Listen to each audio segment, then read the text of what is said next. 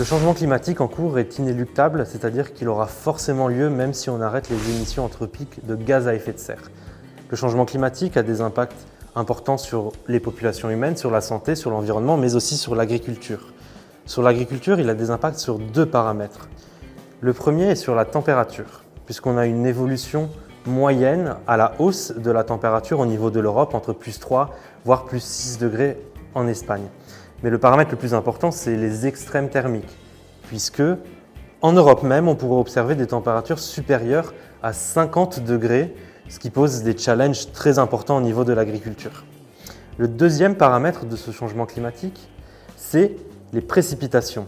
On va avoir des précipitations qui vont être excédentaires en hiver et déficitaires en été. Or, c'est en été qu'on retrouve la saison culturale et c'est là où c'est très important de penser déjà dès maintenant à l'avenir de l'agriculture dans un contexte de sécheresse très important.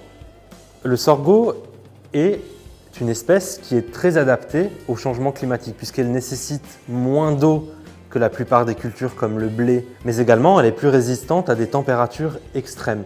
Son optimum par exemple est de 34 degrés, tandis que pour le maïs il est plutôt vers les 30 degrés et celui du blé vers les 27 degrés. Donc le sorgho est capable de répondre aux deux challenges du changement climatique, à la fois les températures extrêmes et la diminution des précipitations en été. C'est une culture très importante à prendre en compte dès à présent en Europe. Il faut dès à présent, dans un contexte de changement climatique, en développer toutes les filières.